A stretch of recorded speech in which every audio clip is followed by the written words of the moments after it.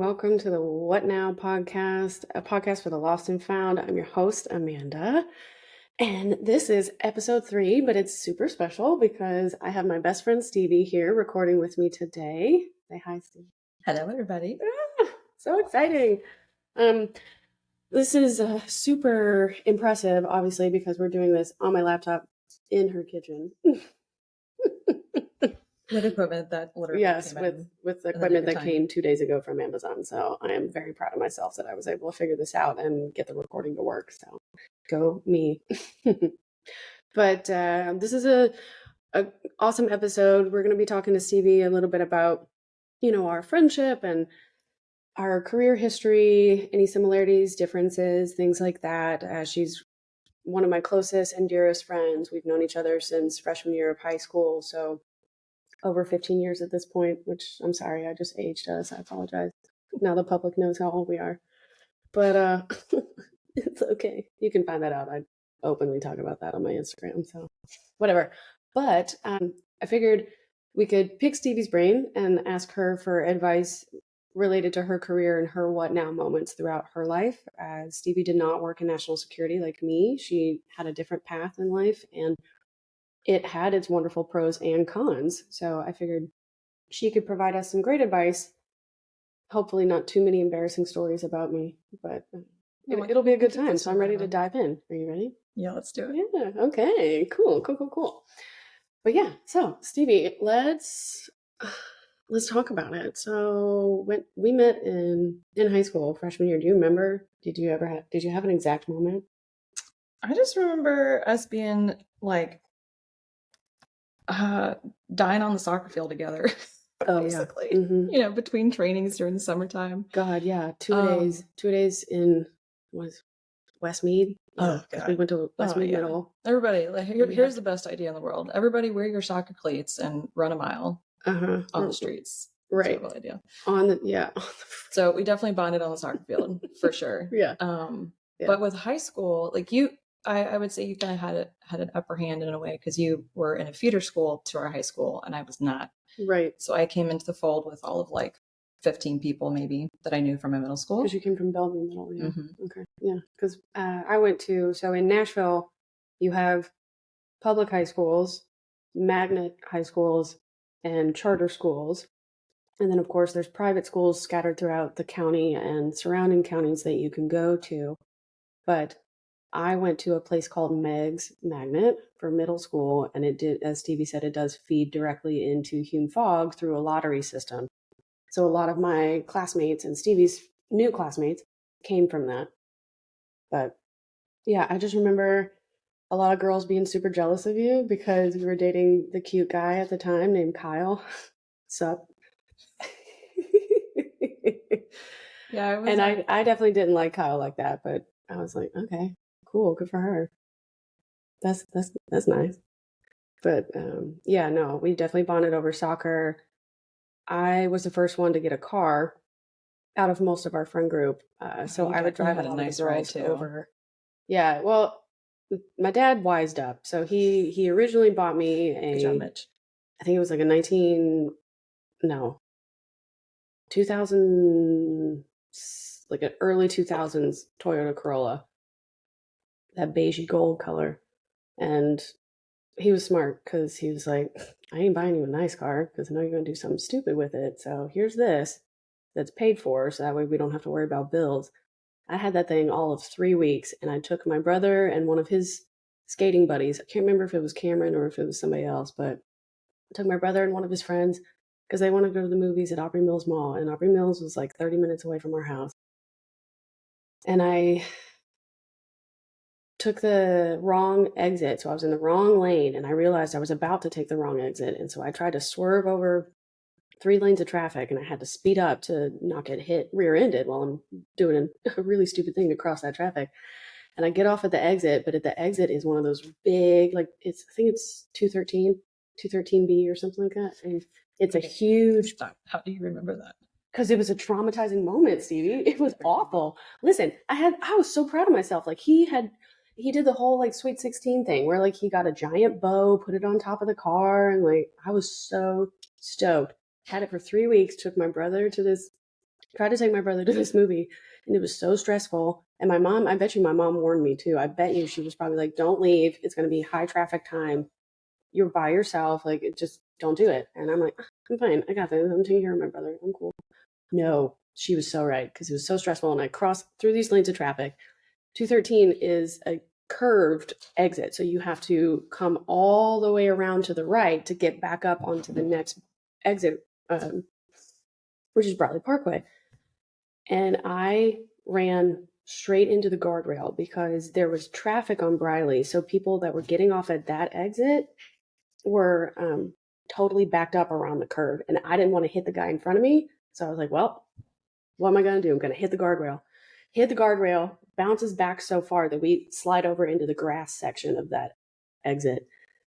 And I check on the boys and they're okay. But the worst part was that the airbags did not deploy. So even if the car had not been completely totaled after that, my dad was like, well, you're never going to drive it again. 1, you're grounded. 2, You're never leaving 2, again. The airbags didn't deploy, so I ain't putting you back in this car. So from then on, I did not get a new car. And if you're not watching the video, I'm air quoting this for new. But from then on, I would get my mother's cars. So if she got upgraded or changed something, I would drive whatever her previous car was. So I think the next car I had was an old C-Class Mercedes, like from the 90s probably, and it was heavy. And the power steering, I don't know why I'm telling you guys all my car stories. It doesn't make any sense. This is not about Stevie. This is about Stevie. Anyway, there's so many what now with my car. Anyway, the power steering went out in that car. Oh, now I remember, because you complimented the car that I had in high school. So now it was a sweet ride into the car. Okay. Anyway, power steering went out in that car, so I couldn't drive that car anymore. Then I had her, like, an old Volvo wagon, station wagon, which was actually pretty dope for a long time, until the what was it? The cassette player stopped working. So you remember in some of the old cars when we were driving, you have to put a cassette tape in with the auxiliary cord, so that way you could plug in your iPhone, or not your iPhone, but like your iPod at the time, because you couldn't actually connect your iPod to the car to play music. So that gave out, so we stopped driving that car. We had that for a long time because the music wouldn't play. Huh? What did you say? You stopped driving a car because the cassette player. No. I stopped driving that car, and then the next car that I had, we had the Volvo for a long time, but I didn't keep that car. My mom ended up getting a ML320 used Mercedes, and I started driving that car in high school, and that was the car that I would drive us to and from soccer from, because my mom was working full time, and so was my dad, and so there was no way that they were going to drive both me and my brother to school and take us both to our extracurriculars. So Jackson got their attention, and I got a car so that way I could drive myself, because in the summers for 2 days, like, they were working. Like, there's no way that they were going to drive me to morning practice and night practice after school. So, but yeah, a Mercedes, that's what that was. And I named him Reggie. That was his name. And that's what started my car names with R's. Ever since. Always. What's your car's name now? Actually, that's a great question. I don't think I have named him her. All right. The first two were R's. Reggie, and then Ryder, because it was a red Honda Fit. So he looked like a little baby wagon. And then now I have a Jeep Compass, but I don't know. Without a name. Without a name. Okay. Nameless. We're going to figure it out. Nameless Joe. Nameless Ron. Yeah. Oh, there you go. Could be Ron, after Ron Swanson. He kind of has a beard, it's got that striped stuff on it, so maybe I'll just call that his mustache. That's a better pick for Ron. Yeah, Ron the Jeep. Okay, anyway, sorry. That's nobody asked about my cars. I'm sorry, guys. Cool. So we met freshman year, stayed friends throughout high school, had some good times. We were actually joking the other day. I don't know if some of the girls are listening or not, but we had senior year, we had a talent show. It's one of my fondest memories, actually. We had a talent show, and our friend Tommy tricked all of us into joining.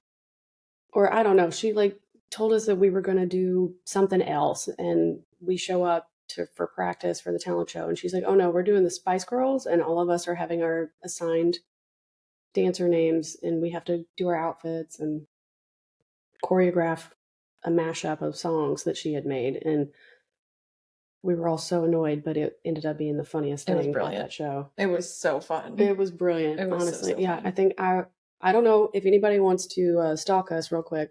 Don't DM us, but you can stalk us on Facebook. And if you dig real deep, probably somewhere in 2008, somewhere in 2008, there will be photos of me and Stevie and some of our friends dressed up as the Spice Girls for the senior talent show. At one point, there was a video. I'm pretty sure there is a video. I bet it. Didn't you say? I think Ashley has it. Ashley has it? Yeah. Ashley's got it. Excuse me. I also sound like garbage because I have allergies and the face hole size of a chipmunk. So I can't really function well during seasonal changes because my whole head gets completely clogged up. So You've been a trooper though. Big time. Huh? You've been a trooper. I have been a trooper.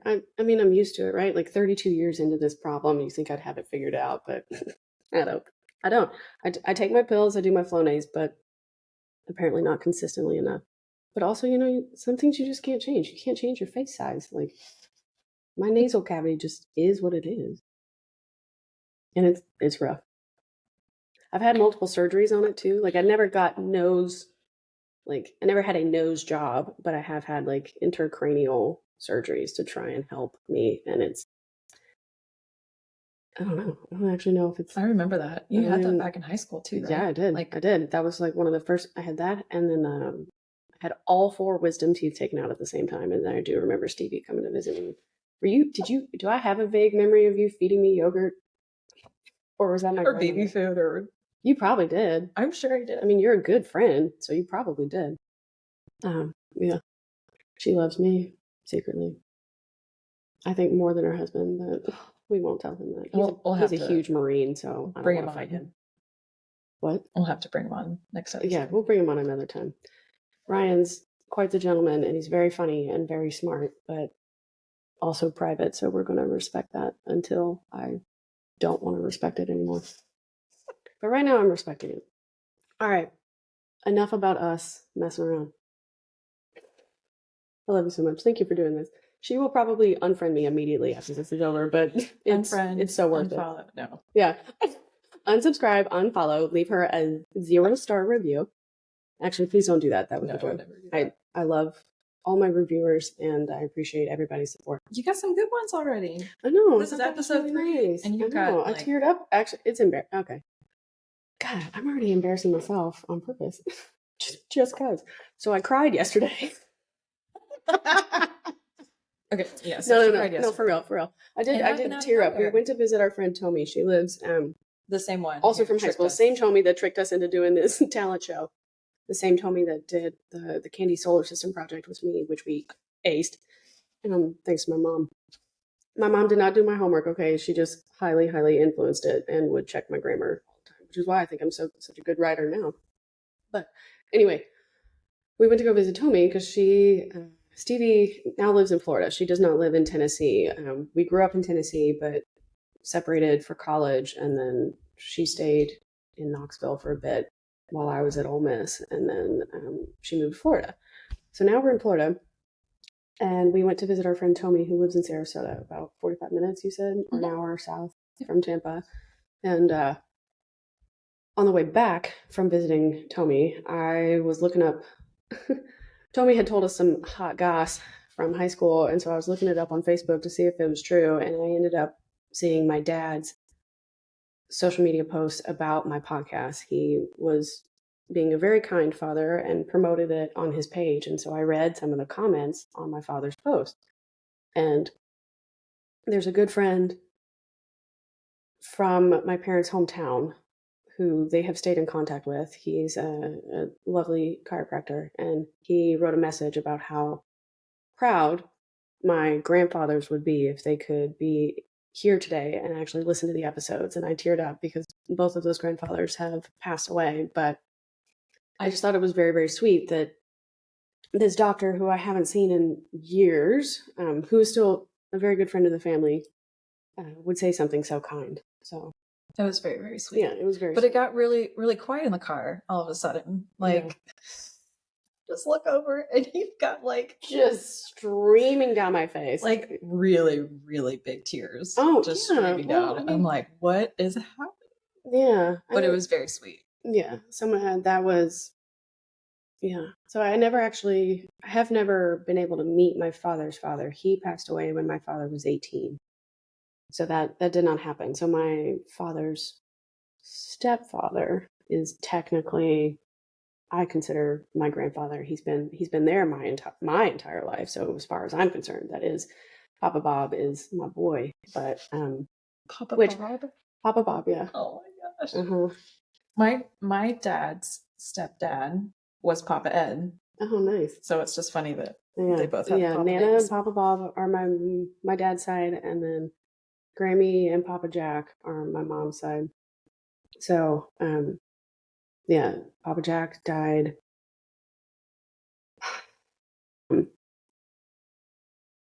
And it was sad. We never got to say goodbye.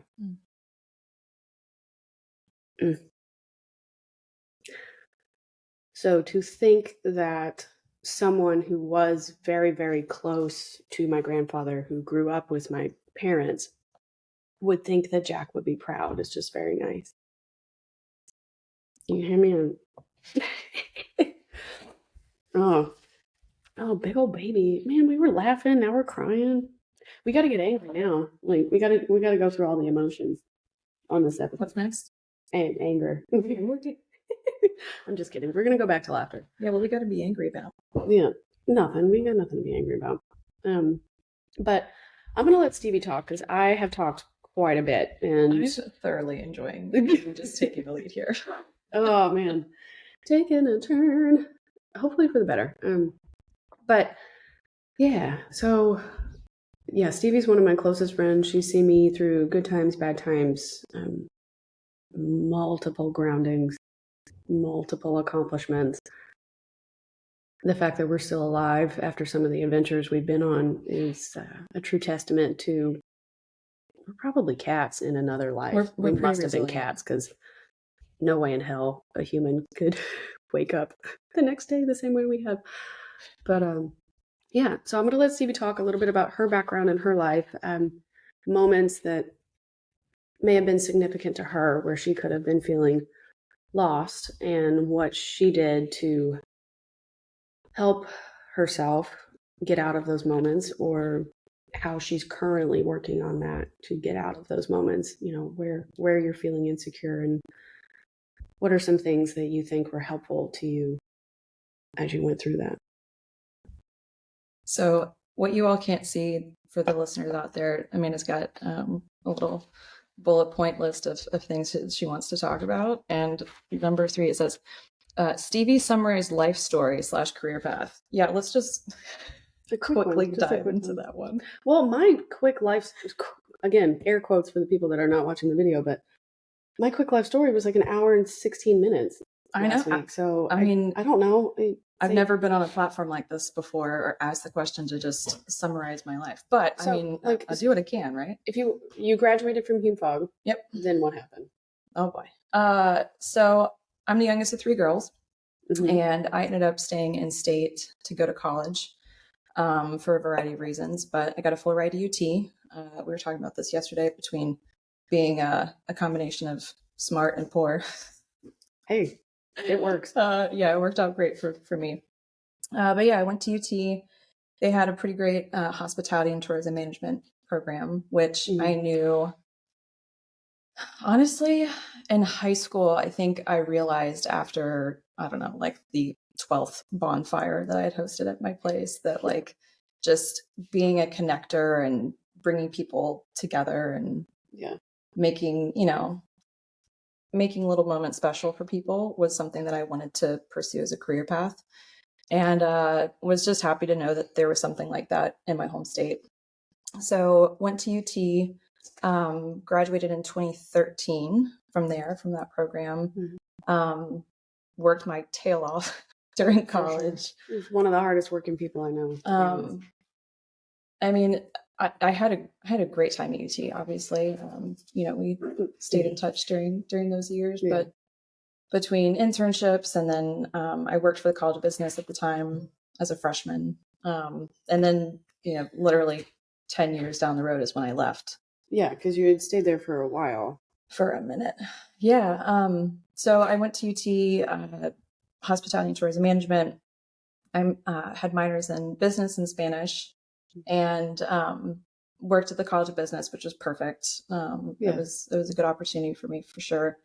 I worked with a pretty unique population on campus, which was executives that were coming back to school, wanting to pursue perhaps a pivot in their career path. So they were coming back for their executive MBA programs, non-degree programs as well. So I had an opportunity to meet just wildly talented people during that time, which for me, it just continued to kind of instill in me that there's always an opportunity to do something different and to like make yourself better. So that really stuck with me during that time, that like at some point I needed to make a change for myself too. And say yes to some opportunities that had been presented in front of me. There's always a boy in the equation, of course, right? Every time. Every time. He's now my husband, which is fabulous. Well, Ryan ended up coming to the College of Business, right? Like, didn't he come to do an part of the program? No, he did not. No? He actually thought about coming back to UT for an MBA after getting out of the Marine Corps. Oh, okay. He did some interviews. You'll have to ask him about those details. He's got all his own stories to tell. Yeah. But yeah, he came back on campus at one point to interview for the MBA program. It didn't go. Oh, okay. So maybe that's where I'm confusing it, because I thought he had been there, and that was also part of why he was like stalking me, pining for you, cough cough, because you're so close and yet so far away at the same time. No, we would come back every now and then, right? Like, he would come back. Yeah. So he's 3 years older than I am. We are. Yeah, because we're the same age. Because we're the same age. Our birthdays are actually only 5 days apart. Literally. Yeah. You gotta ask me a guiding question here now. Yeah. So we won't go into personal stuff, but you end up meeting Ryan again because you guys had originally met when you were a little bit younger in your career, but later stages, you're no longer in that particular last relationship. He's finally single too. You guys meet and start dating long distance. Yeah, word gets out to San Diego. You're starting to think that you should consider long distance. Yeah. So we'll rewind a little bit. We met back in, I think it was 2012 or 2013. So about 10 years ago now. Yeah. At the time I was dating someone. He was also accounted for, but I remember meeting him and he was checking literally all the boxes. Like, he's super cute. He's got, like a great head on his shoulders. Like, he carries himself and ambitious but kind. Yeah. Clearly a well-respected leader, not only at his job, but in his own friend community, and treats people very well too. Despite, I get the humility. Yeah. Like you can tell, like, he's funny. He's dark.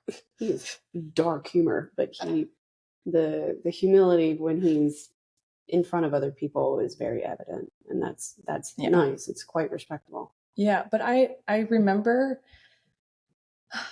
I wasn't happy in my relationship at the time. I knew that. I was I had waited literally years too long to make a change for myself, and for whatever reason at that time in my life, like I wasn't putting myself first. Like, sure, for whatever reason in my mind, I was like, the last person that should ever be helped is myself.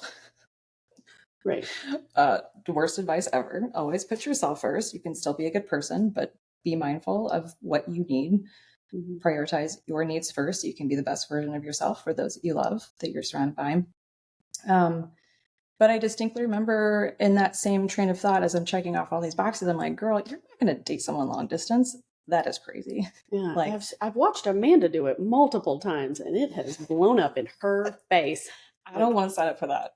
I don't want to sign up for that. Yeah, because I'm sure you saw me several times trying to make something like that make sense, and it was extremely painful, and it wasn't working. And I think too, in my mind, again, it's like notion that I don't know why I thought this, but in my mind, I was like, in order to be in a healthy relationship, you must spend 24/7 with that person. Like, not true. Or you need the ability to have 24/7 access, right? Should you want it? Yeah, which honestly, yeah. In the grand scheme of things, not the healthiest choice either.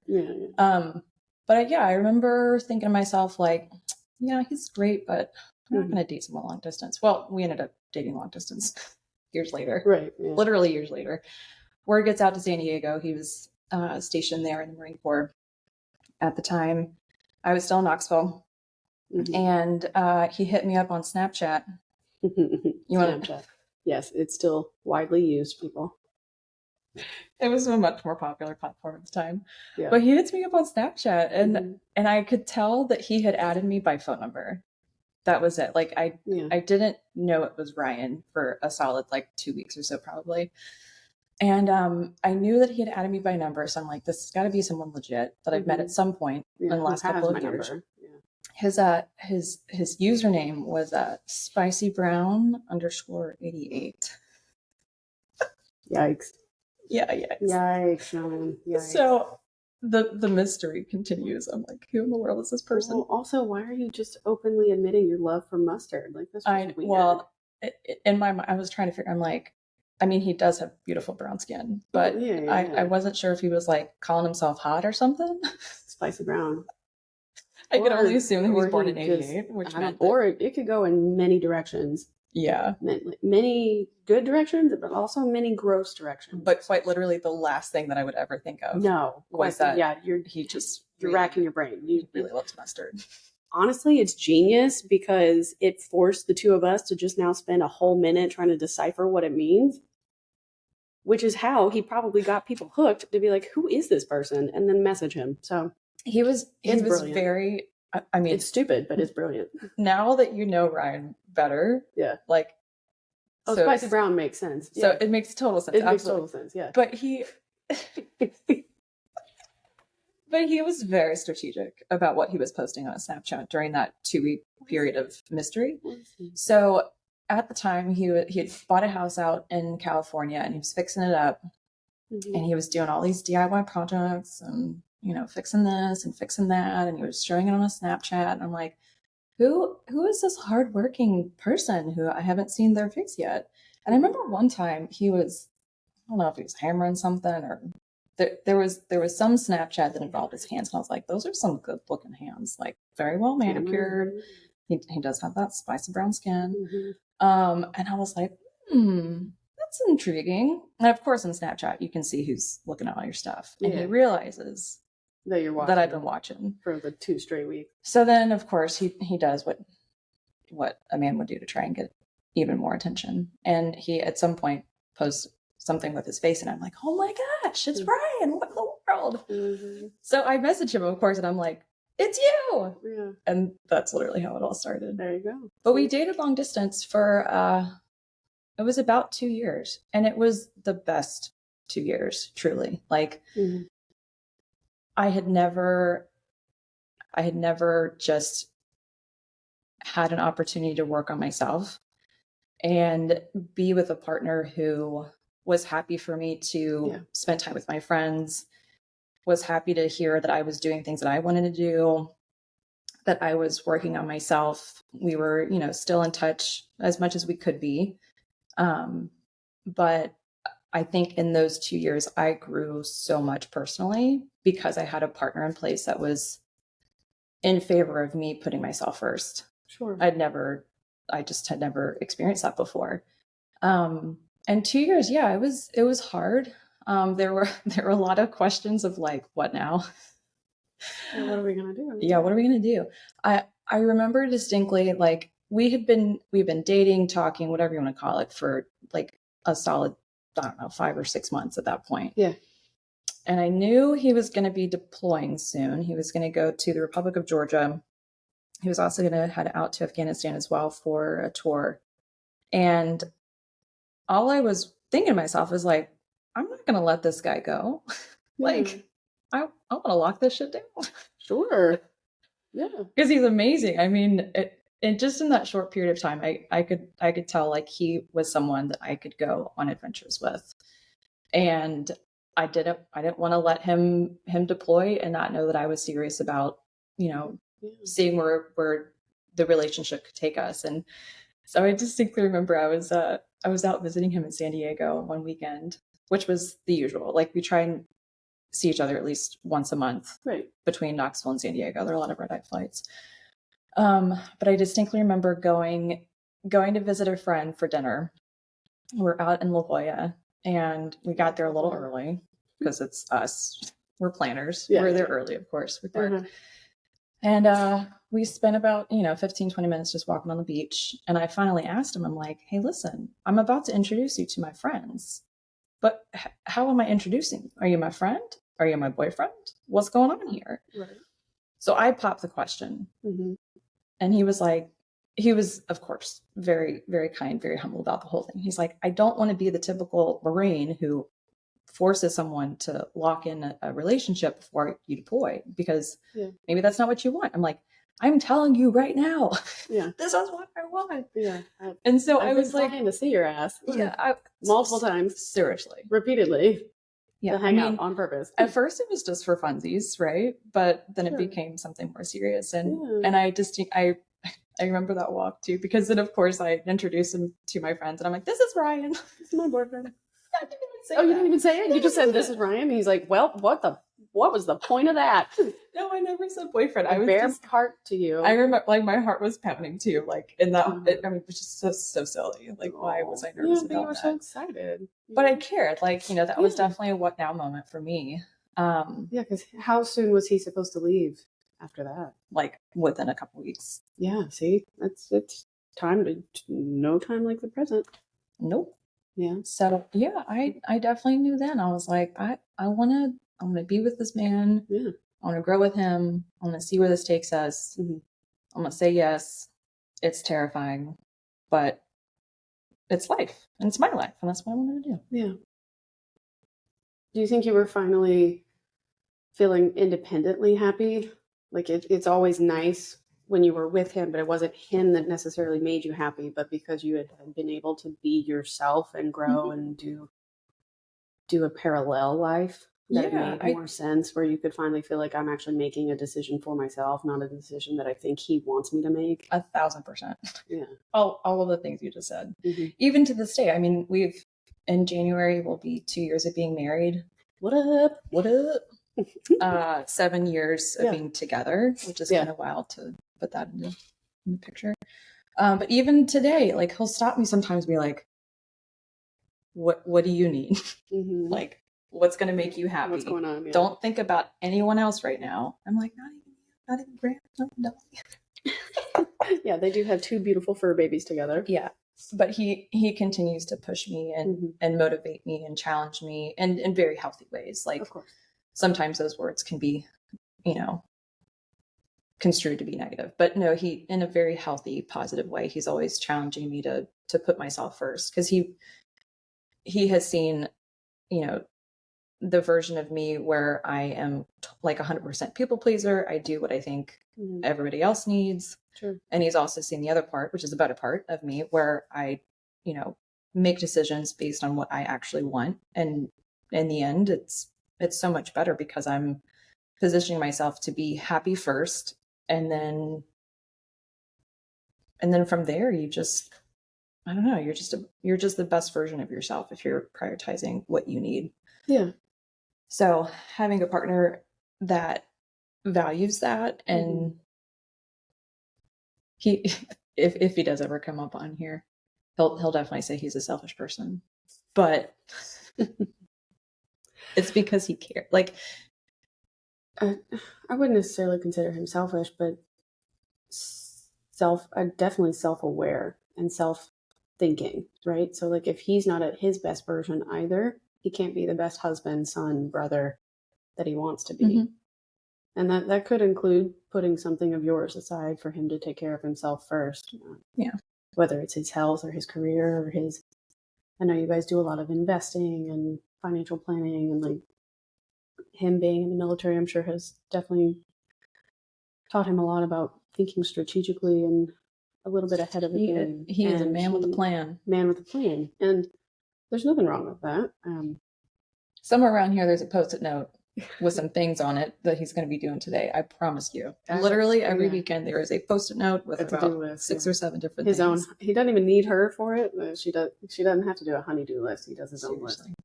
That is one of the Ryan I remember. We're going to rewind. So yeah. I just two very distinct moments in my life. So we don't have to talk about the previous relationship, but I've been with him for almost 5 years now. Right. It was quite significant. I distinctly remember my it was over Christmas, I think it was, for Christmas break, and my cousin, he just asked me, he's like, "Hey, are you happy?" Yeah. That's a pretty scary question because I wasn't.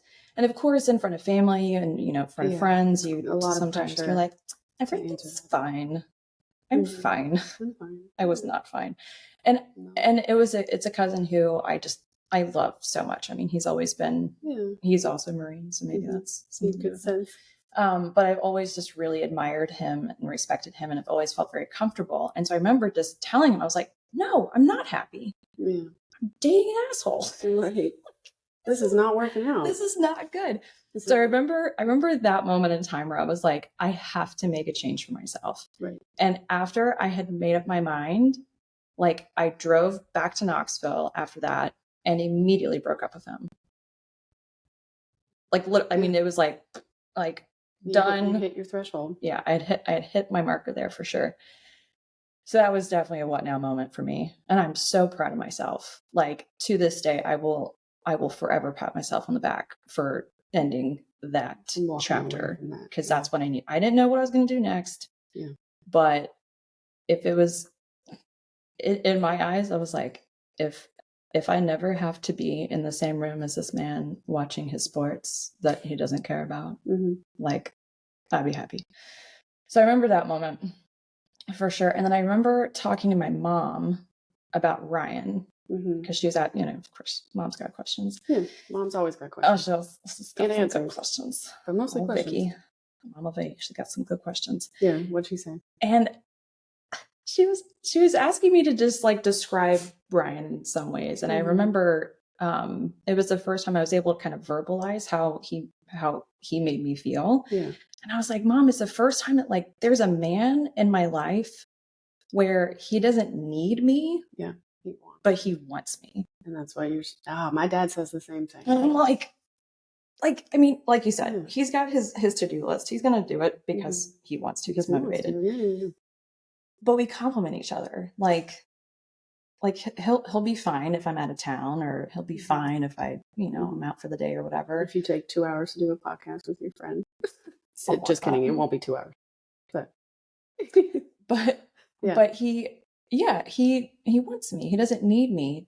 He's a self-sufficient, fabulous man all by himself. And that's what I had been lacking, was like finding someone who was so committed to being the best version of themselves. Right. And yeah, I remember those two conversations very distinct, with my cousin Chris and with my mom, about two totally different people. And and then the light bulb goes off, kind of. Yeah. No, I think that's huge. I joke, that my father's Ron Swanson, and that if anybody has ever actually watched the show Parks and Recreation, there's an episode where Ron Swanson's teaching. He's like a little youth basketball coach, and instead of teaching them the rules of the game, he teaches them Ron Swanson's pyramid of greatness. And inside the pyramid are little Ron-isms and quotes.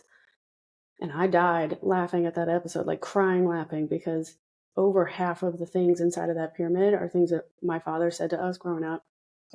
And beyond that, the only other thing that's ever really stuck with me besides the pyramid of greatness is that rule about relationships. He would tell us when we were growing up, the main thing is you don't lie and you don't cheat. If that ever happens, it's over. that is a firm boundary. But you don't want to be with somebody that needs you. You want to be with somebody that wants you.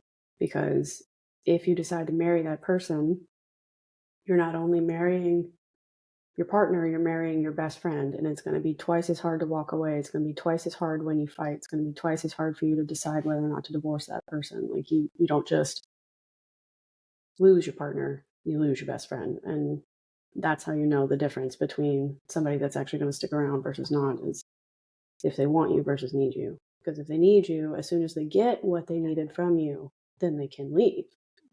You're not necessary anymore. You're not satisfying that missing piece.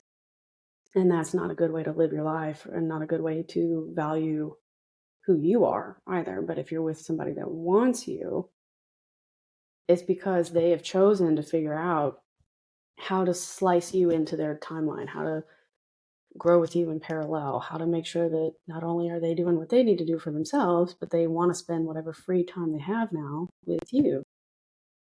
And that's way more important than anything else. So I think that's wonderful that that's how he made you feel, because that's exactly how it should have been the entire time. But luckily, all these broken roads led you to him. And here we are now. In my kitchen. In your kitchen. Recording the podcast. 2 years into your marriage. It was a great day. It was a great day. I don't know if some people listening may have followed along that day, but I did try and record a little bit or post a little bit about the festivities, but it was wonderful. Mm-hmm. Yeah, this was great. It was a really good day.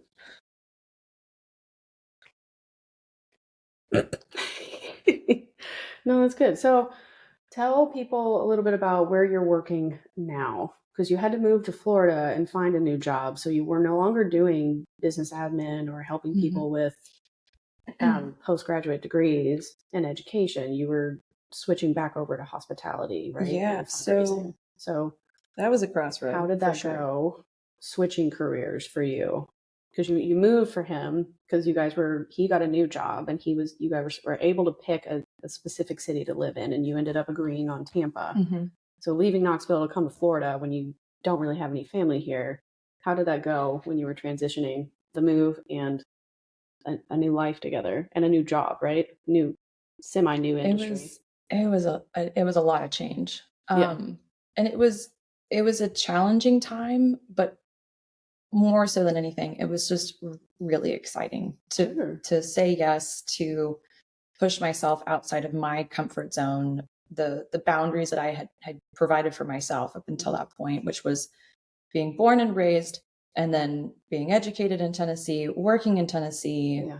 That's where most of my family is. That's where most of my friends were. Right. I had at that point been working for the College of Business for 10 years.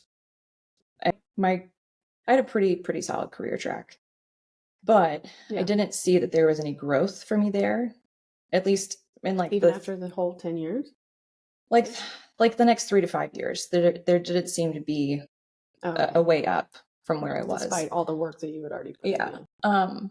But I was happy to make that change for myself, because growing up, I always thought at some point I want to get out of Tennessee. Yeah. I don't know what the opportunity is going to look like. I don't know when it's going to present itself, but I want to get out and just experience something different. And that was always kind of in the back of my head. For the most part, I kind of dismissed it. I'm like, oh, I don't know what you're thinking, girl.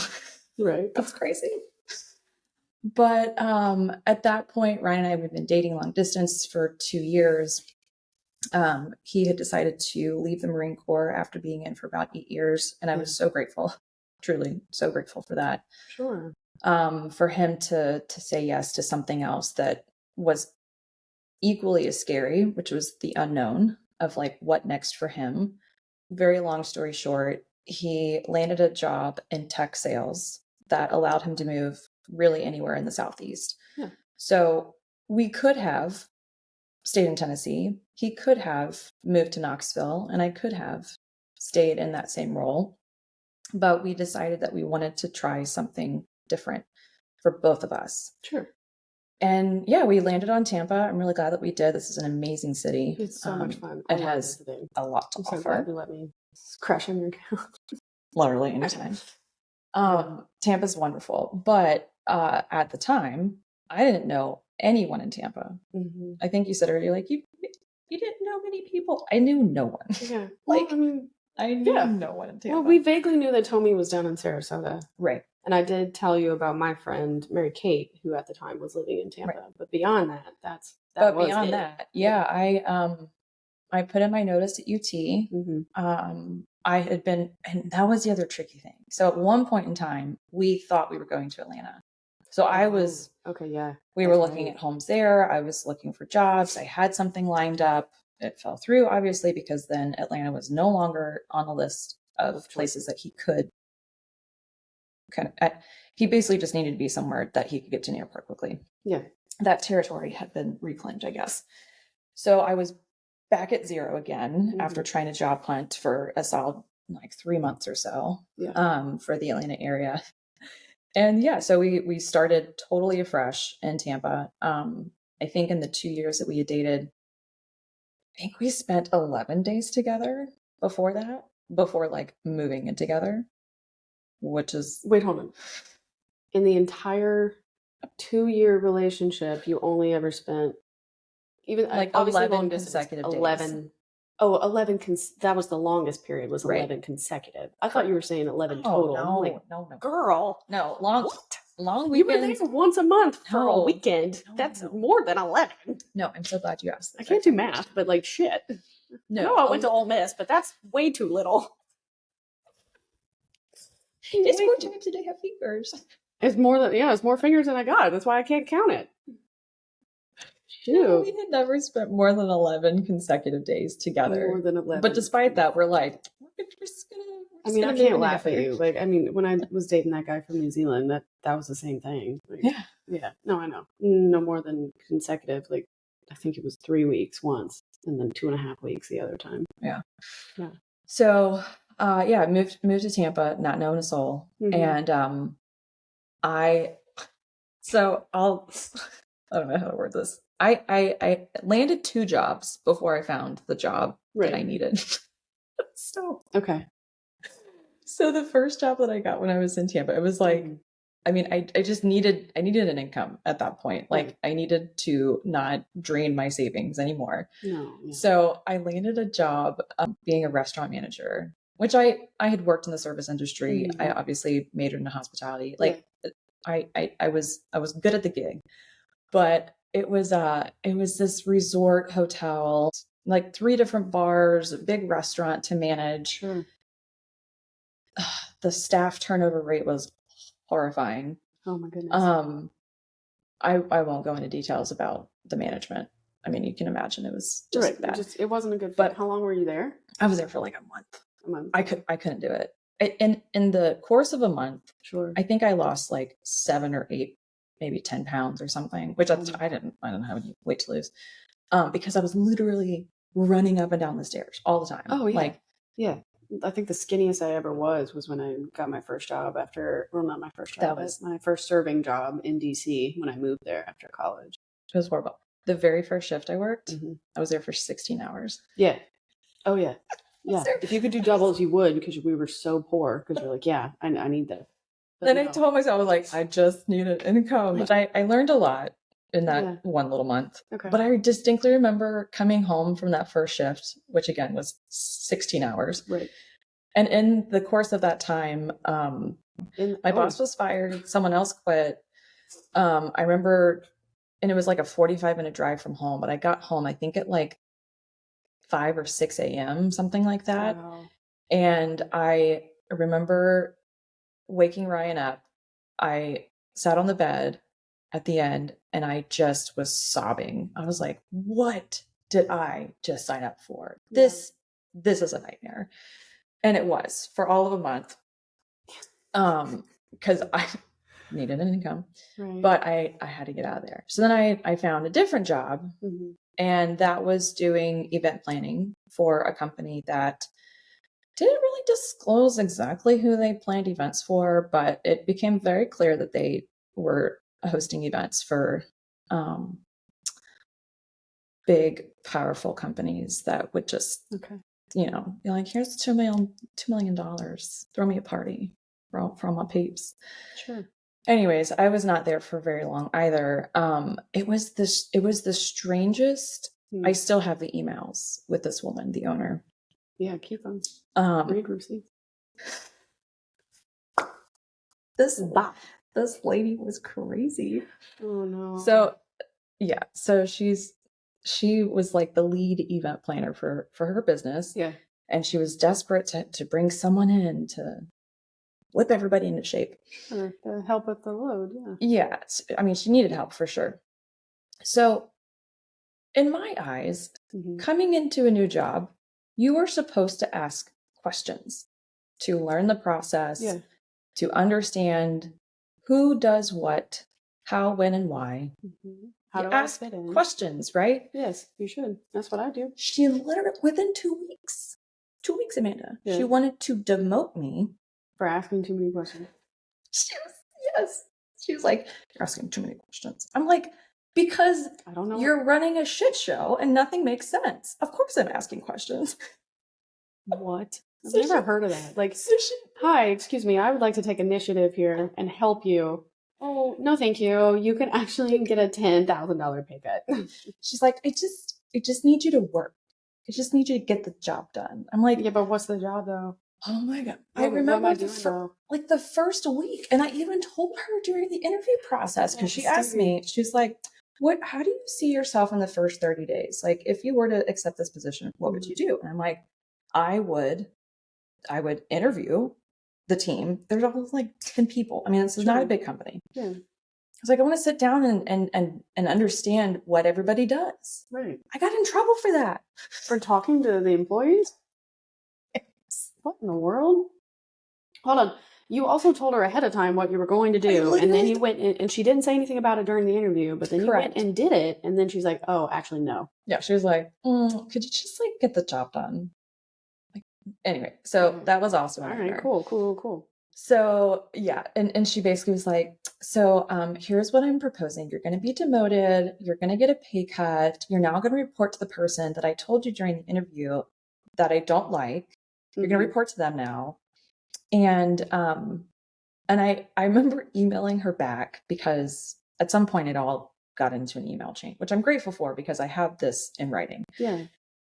And I basically was like, can you help me understand, like, if you're expecting me to take, I think it was like a 25% pay cut. It was a big pay cut. I was like, what will my responsibilities look like now? Yes. What quarter of the existing job responsibilities will you be removing from my workload? Yeah. I think it's something I phrased in that way. Of course, yeah. And she was like, you're just going to do whatever I tell you to, basically. She literally said in an email, she was like, if I need you to crawl under a table and unplug things for me, you're going to do it. I was like, you're crazy. I'm not going to work for you anymore. Goodbye. Like, rough. Yeah. So your first 2 jobs when you moved to this new city were complete chaos. Okay. It was horrifying. I remember you telling me that, like, things were not great there, but I don't remember the crawling under the table email. Which is probably good. Don't tell me during the moment, but you know. No, she's crazy. So I'm very glad that did not work out. So that did not work out. Yeah. Okay. So what I ended up doing was I did what I should have done in the first place, which was go to LinkedIn, a professional networking platform. Of course. So I go on LinkedIn and I start filtering who I'm connected to in Florida, who I'm connected to in Tampa, and the list gets pretty small. But I reached out to someone who had been in the healthcare executive MBA program like 3 years prior. Sure. And I messaged him and I was like, hey, this is Stevie. I'm not sure if you remember me from your time at UT. But I live in Tampa now. I'm looking for an opportunity to better utilize the skill sets that I have. Right. Do you know of anything? And within a week, I got a job because of him. That's wonderful. And it actually worked out. Like, that's very so, good. 3.5 years later, is how long I ended up staying there. But yeah, so he had worked for it's a place called Chapters Health Foundation, which is a larger organization, but in Hillsborough County here in Tampa, it helps support end-of-life care and bereavement support for the community. Mm-hmm.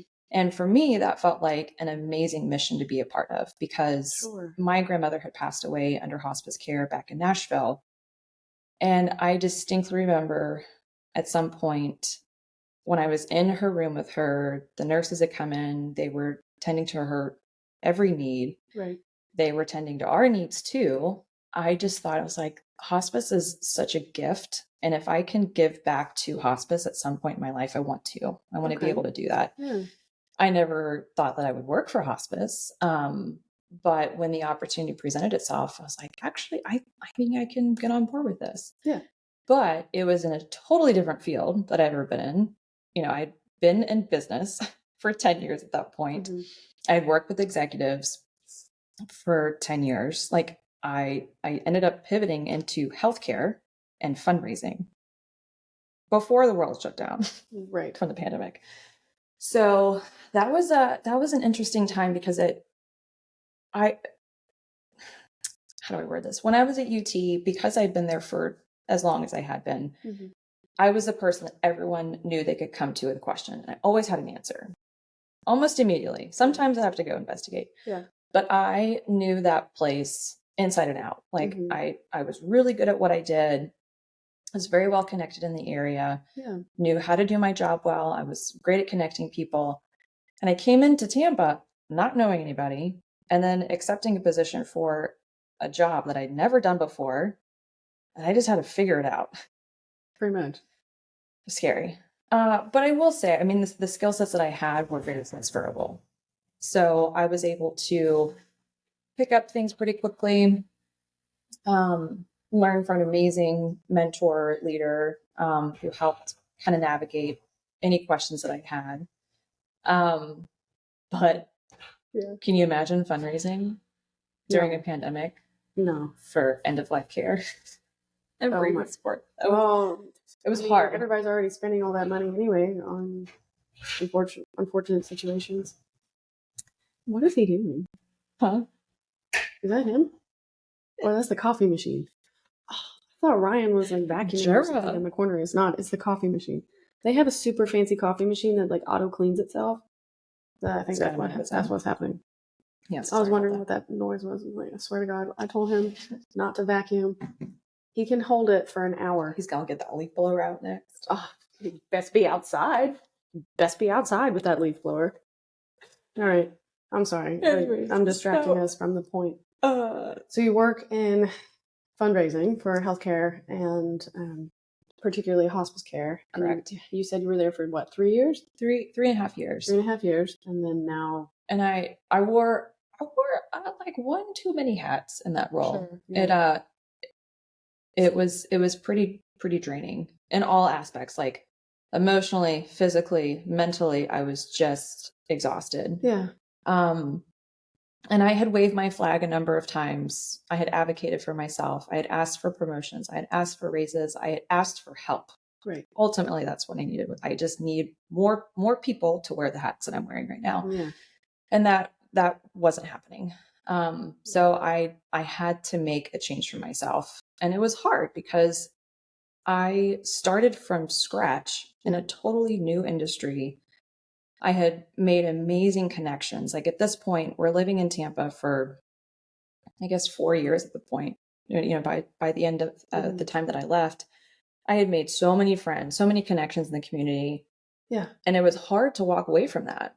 It really was. Like I didn't know what was going to be next for me, but I knew I needed change because I was not the best version of myself, for sure. And you weren't being supported. Yeah, exactly. Like all you can do is advocate for yourself and ask for things. And if it doesn't happen, then you gotta move on, right? So I thought to myself, I just maybe I need something that's a little bit lighter, you know, not death and dying. Death and dying. Dealing with death for 3 straight years could definitely be difficult. It was an amazing mission. Don't get me wrong. It was absolutely incredible. Yeah.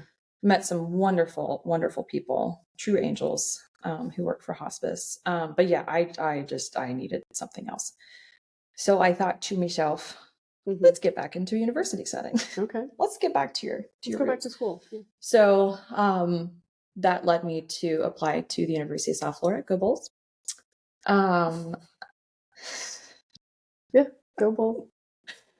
And I'm so glad I did. So glad. So now I was able to kind of merge my two worlds between, like, now I work in healthcare, higher ed, and fundraising.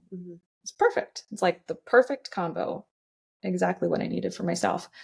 So what I do now for USF is I am the lead fundraiser for the Taneja College of Pharmacy. Okay. It's an amazing program.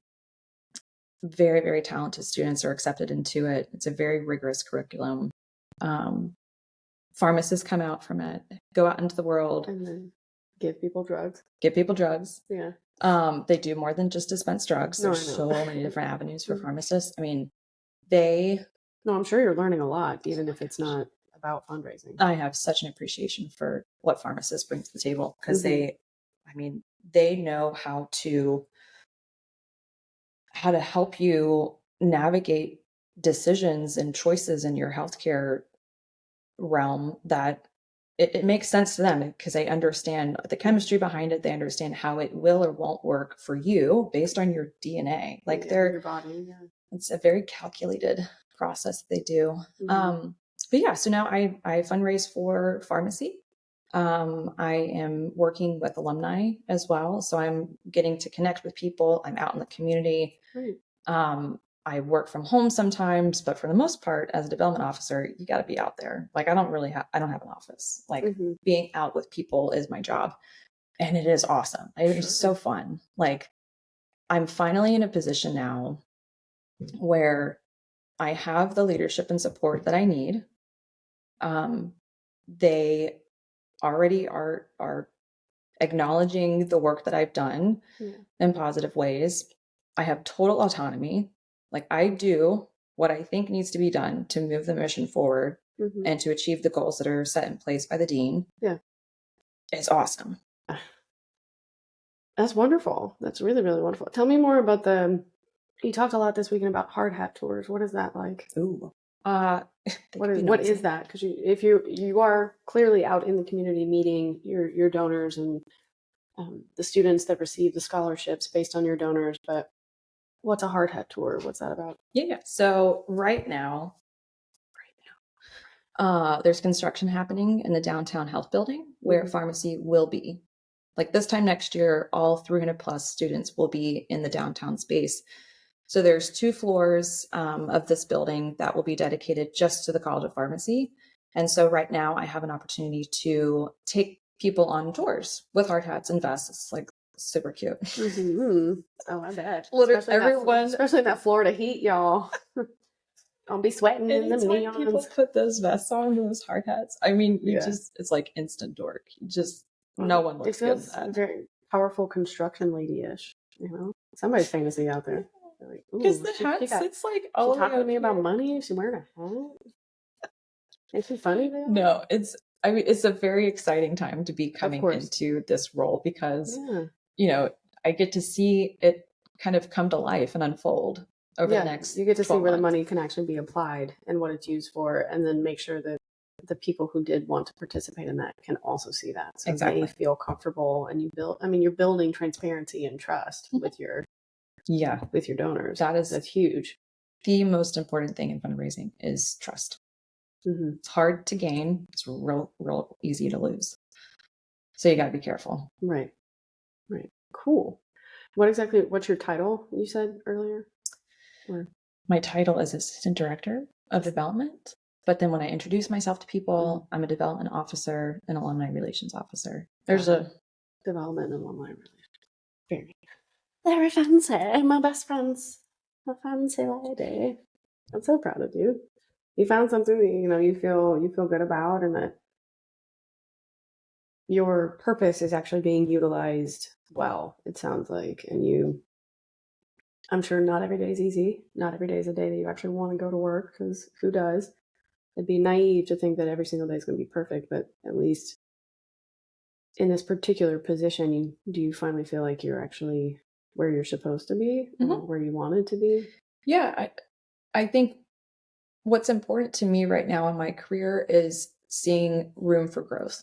Like, I want to continue to learn, Of course, continue to push myself, challenge myself in my career. And USF is huge. It's a really, really big university, and there's a lot of room for growth at the foundation where I work. So it's really just the perfect balance between having autonomy, having leadership in place that listens, is helpful, doesn't micromanage. And there's certainly room for growth. Like, at some point, it won't just be me fundraising for the College of Pharmacy. Like, there will be a team down the road, and hopefully I'll be able to lead that team. So just knowing that there are a lot of possibilities in that same pathway, that feels good, because I don't like hopping around, like going from job 1, job 2, and then job 3, moving to Tampa. That drove me crazy. It's hard, you know. It's really sure it's like hard. Well, I mean, not only frustrating, but like you're starting, stopping. Exactly. Well, and I'm a pretty fiercely loyal person, you know. Yes, so I mean, fiercely loyal. Do not fight Stevie, ever. So it's not going to go well. I mean, I started working for UT when I was 18. Yeah. And I left when I was 29 or something. I mean, like, it was a long time. And I like to establish myself and feel confident and comfortable where I am, and having all of that change while also uprooting myself, moving to a totally new area, not knowing a soul. Like, it was really hard. Yeah, it really was. But Ryan, friggin' made you move to Florida. No, he didn't make me. No, I know. How did if you feel comfortable talking about it, sometimes I've noticed with some of my friends, if they move in with their significant other, but they're living in a new city and they are essentially by themselves, you end up leaning on each other a whole lot more for friendship or doing things. Was it difficult? Or did you guys run into any issues where you were just on top of each other too much? Or like, you ever felt like there wasn't enough actual independent space while you're trying to discover the new place? Or like, were you able to kind of balance, like? I think we balanced it pretty well. I mean, I think part of it too is that, I mean, Ryan and I were very different people. We operate in very different ways. Yeah. For his role in sales, he travels quite a bit. Okay. So while he wasn't deployed, he would, be gone for a day, 2, maybe 3 times at 3 days at one time, which would then allow me to have my own space, my own time to do what I wanted to do. Yeah. And that's still the case. I mean, he's still at the same company. And so just having that time apart in between all of it, I think is really healthy. I think it's something that helps us. Sure. We moved in January of 19. So there wasn't a whole lot of time before the world shut down. Yeah, a year, essentially. Yeah. And where we moved, like the first place we went to, our townhouse, it was a very strange community. Like, I know that Florida is in the South, but it's not like, it's not the South. It's not. It's geographically. And I will stand firm on that. Florida's separate. It's in the South. But I was shocked at how unfriendly people were. It's like, people didn't go out of their way to be rude, but they certainly never went out of their way just to like acknowledge your presence. Like, it's a townhouse community. You have a pool area, you have a gym, you have shared walls. Yeah. You see people in the mailroom, taking your trash out, and like, people just weren't friendly. It was very strange. So we never made friends with anyone that we lived nearby. Yeah.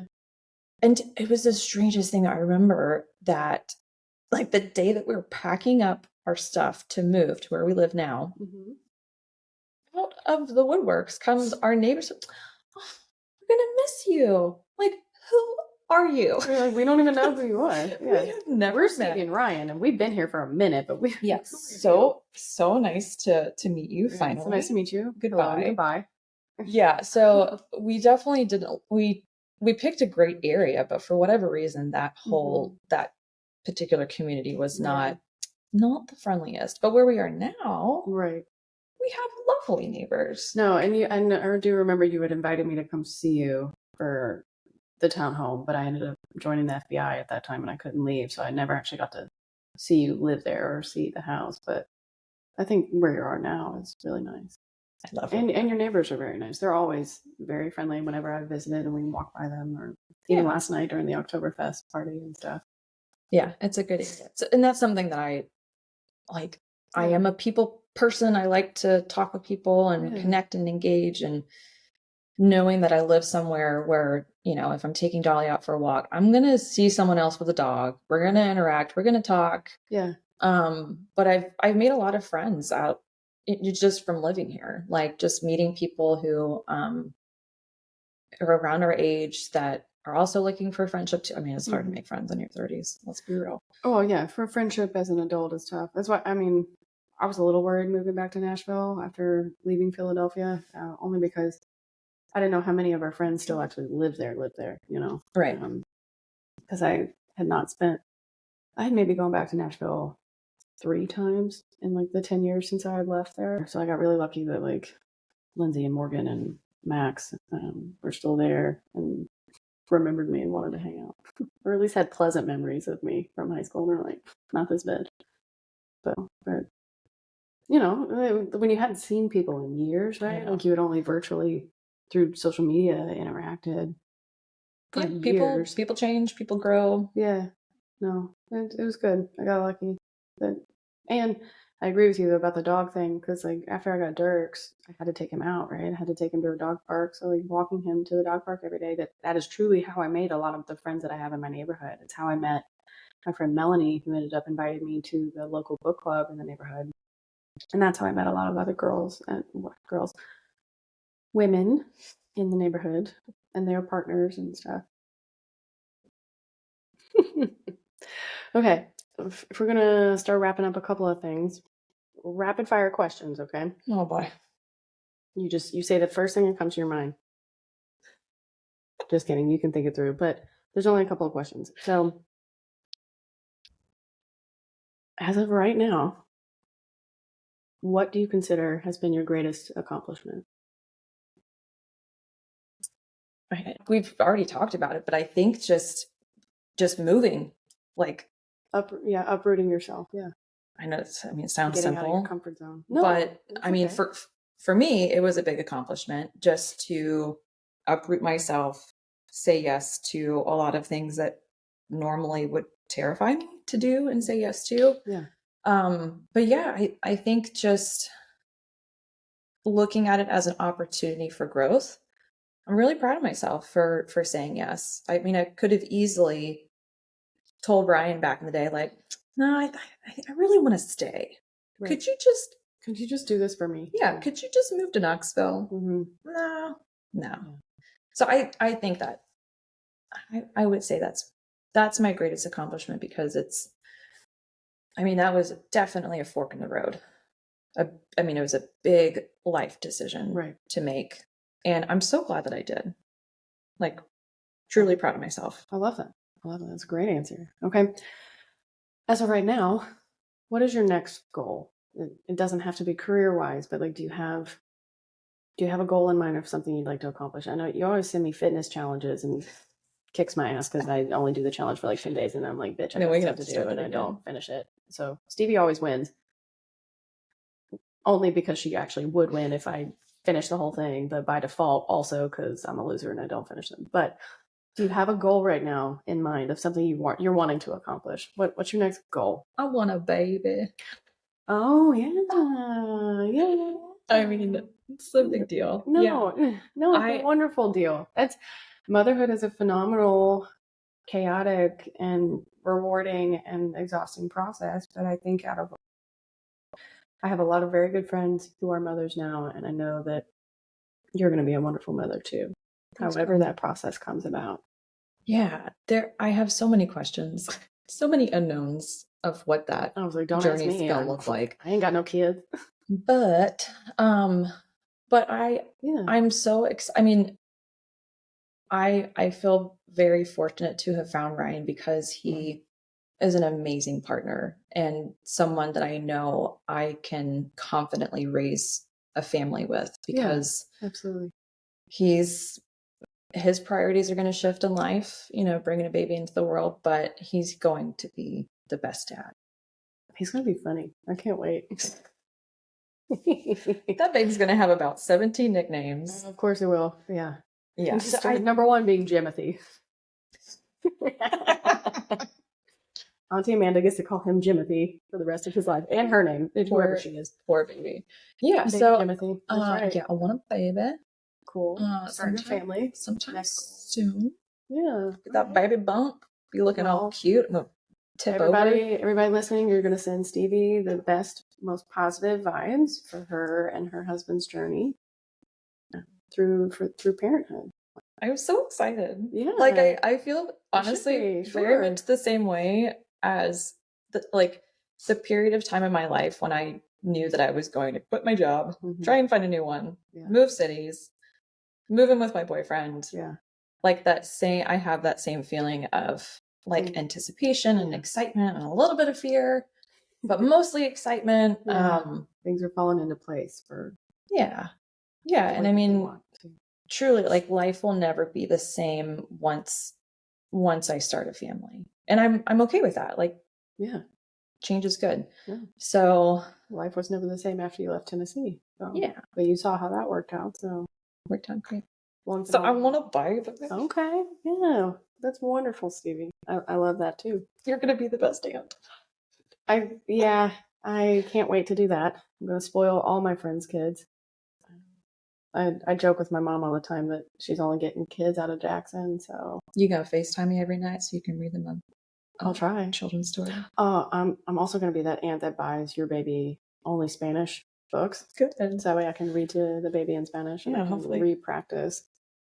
Because that's what I'm going to do to my own kid. They're only going to get Spanish baby books. They'll be like, how did I learn this book in Spanish before I learned it in English? When you only talk to me in English and broken Puerto Rican Spanish. Well, that's all I know, sweetheart. It's either that or Bad Bunny lyrics, and you're under the age of 5, and I don't think I should be reading you Bad Bunny. That's what you get. God bless my kid, if I have a kid. No, I think you will be a wonderful mother, and I'm very excited for you to start that journey. Thanks. So, it's going to be great. Okay. Final question. What is one piece of advice if you could talk to Stevie back in 10 years ago? If you could give yourself advice 10 years ago when you were, what were we, 23? 22. You just graduated from UT. Goodness. If you could go back in time and give her a piece of advice, what would you say? That's a tough one. I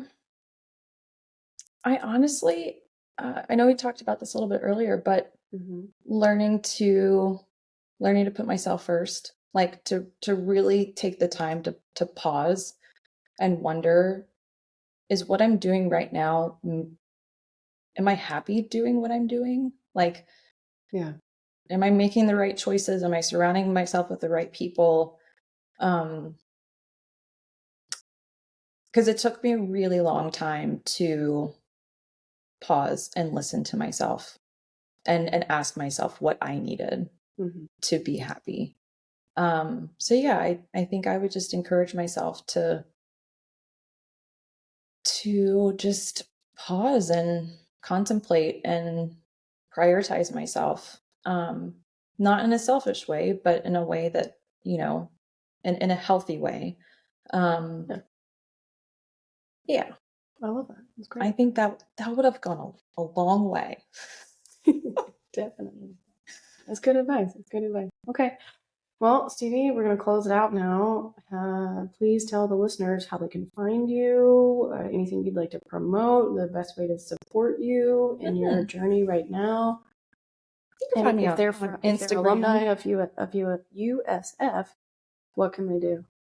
Oh yeah, find me on Instagram. We can connect there. But what you all can do for me to help my friend here is to share this with someone that you share love the podcast as much episode. as I love Amanda. Yeah.